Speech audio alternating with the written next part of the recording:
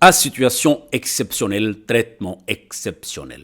Dans ce cas, quoi de plus normal que de faire le premier conseil du cabinet un dimanche, s'il vous plaît? Cela témoigne de l'urgence avec laquelle le nouveau Premier ministre, le Dr Choguel Kokala Maïga, entend insuffler sa marque dans la nouvelle dynamique de la gestion gouvernementale. Ils étaient 28 hommes et femmes à arriver à pas de course ce dimanche après-midi à la primature pour ce premier conseil de cabinet qu'on peut qualifier de baptême de feu pour certains d'entre eux. Très vite, le Premier ministre passe à l'essentiel, qui était le rappel des principales missions auxquelles ses collaborateurs et lui devraient faire face dans les 8 mois à venir.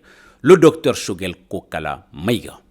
Mesdames et messieurs, être ministre, c'est être un serviteur de l'État, en tout lieu, en tout instant. La confiance placée en lui n'est pas un blanc-seing, parce que la confiance se mérite chaque jour et à chaque instant. Nos compatriotes, meurtris par des souffrances de toute nature, attendent beaucoup de nous. Les circonstances que nous vivons font que l'attente des populations est grande. Beaucoup d'espoirs sont fondés sur nous. Nous ne devons pas les décevoir. De nombreux citoyens sont optimistes, pris pour la réussite de la transition, font des bénédictions pour nous. Certains, de bonne foi, sont sceptiques, d'autres, franchement hostiles. C'est leur droit. Il nous appartient de dissiper leurs réserves, leurs interrogations, de conforter l'espoir et obtenir l'adhésion de la grande majorité des Maliens. Sachant que nous ne pouvons pas tout faire dans le peu de temps imparti, mais déterminés à honorer les engagements pris devant nos compatriotes, nous axerons nos efforts sur les domaines prioritaires suivants.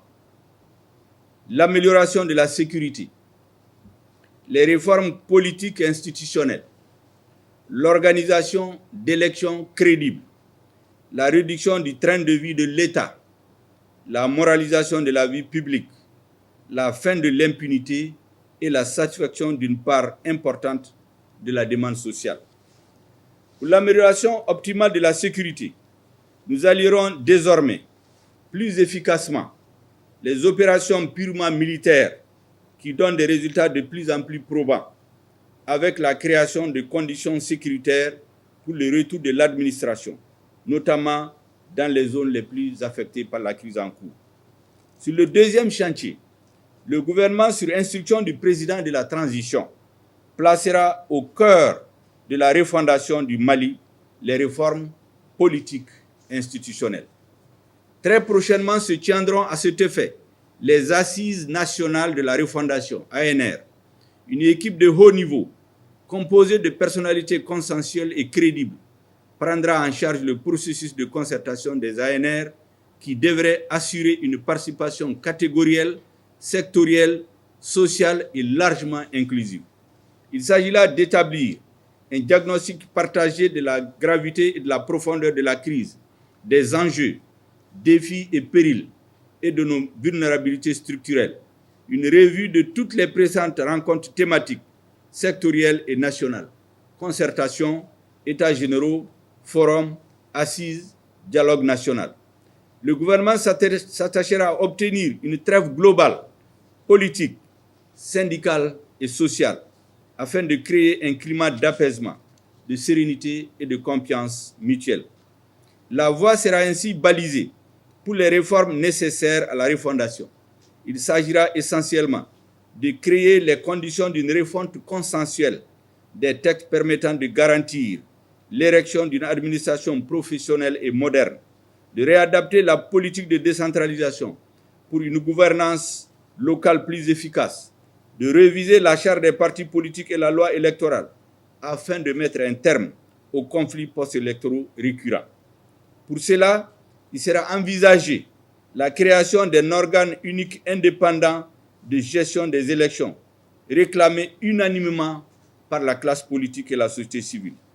Nous procéderons à la réforme du cadre juridique des élections avec la mise en place des nouveaux systèmes d'établissement et de contrôle du fichier électoral, ainsi que la sécurisation des opérations de vote. La révision consensuelle et inclusive de la Constitution, dans le respect de son article 118, et la relecture intelligente de l'accord pour la paix et la réconciliation issu du processus d'Alger, dans le respect des principes fondamentaux énoncés, seront poursuivis et approfondis. L'accord pour la paix et la réconciliation, je précise, constitue l'une de nos grandes priorités. Enfin, l'action gouvernementale portera sur la fin de l'impunité dans notre pays et la mise en pratique d'une gouvernance de rupture, qui sont aujourd'hui les conditions de survie de l'État. De véritables poursuites judiciaires consécutives aux tueries et exactions contre les victimes des journées de juillet 2020 seront également engagées. De même, ceux qui sont appelés à servir l'État ne peuvent se servir de l'État en pillant les maigres ressources de notre pays, au vu de tous et sans conséquence. À leur encontre, le gouvernement insufflera une politique de lutte implacable contre la corruption en appuyant de façon systématique les actions judiciaires dans tous les dossiers de détournement de deniers publics. Des audits seront commandités dans les institutions, les grandes administrations, les grands projets nationaux et locaux et dans les collectivités, ainsi que sur le patrimoine immobilier et minier de l'État. La réduction du train de vie de l'État, dont la mise en œuvre a commencé par l'exemple donné par le président de la transition lui-même, qui a décidé de façon libre et volontaire de renoncer aux 2/3 des fonds de souveraineté, sera généralisée. Le Premier ministre et tous les responsables suivront l'exemple.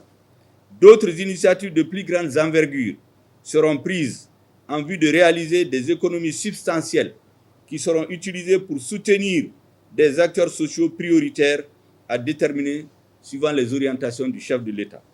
La création des ministères délégués chargés de l'action humanitaire, de la solidarité, des réfugiés et des déplacés est une indication claire de la volonté du gouvernement de satisfaire dans toute la mesure du possible la demande sociale, notamment en ce qui concerne les couches les plus vulnérables de la population. Mesdames et messieurs les ministres, en intégrant ou en actualisant ces points dans le programme d'action gouvernemental actualisé du gouvernement de transition, nous nous donnerons une boussole, un cap, un référentiel pour apporter honorablement notre modeste contribution à la construction nationale. Nous sommes engagés dans une véritable course contre la mort. Les Maliens nous observent et comptent sur la réussite de la transition, qui pour beaucoup d'entre eux semble être la dernière chance pour sauver la nation. Aussi, en vue d'une appropriation accélérée des méthodes et organisation du travail gouvernemental, un séminaire sera organisé dans tous les prochains jours. Après cette première rencontre, où les hommes et les femmes ont, en plus d'avoir fait connaissance, pris conscience de l'ampleur de la tâche qui les attend désormais. Notre rédaction, après la traditionnelle photo de famille du gouvernement, a pu arracher quelques mots à certains d'entre eux. D'abord, c'est les retrouvailles avec l'action gouvernementale. Et puis, c'est aussi les lignes directives qui ont été données par le Premier ministre sur les directives du Président de la République. Donc, le Premier ministre nous a donné les lignes directives qui sont très claires, qui sont celles de la prise en compte des préoccupations sécuritaires et des préoccupations en termes de mise en œuvre de l'accord, en termes de refondation de l'État et en termes d'action sociale, n'est-ce pas? Et pour d'abord sécuriser, stabiliser, réconcilier et réformer l'État du Mali. Je ne doute pas du tout de l'abnégation de tous les autres et qui sera vraiment boostée par le Premier ministre. Je pense que c'est une première prise de contact entre le Premier ministre et l'ensemble des membres du nouveau gouvernement. Et ça a été l'occasion pour nous d'entendre les premières orientations de M. le Premier ministre, le Dr Choguel Maïga. Et nous en avons pris bonne note. Les défis sont importants, mais il y a une réelle volonté de les relever, une détermination qui, je ne doute pas, va nous permettre de relever ces défis au service du peuple malien. Nous sommes optimistes. Les défis sont faits pour être relevés. Les femmes et les hommes qui ont été choisis savent ce qui les attend. Je pense que l'optimisme est permis.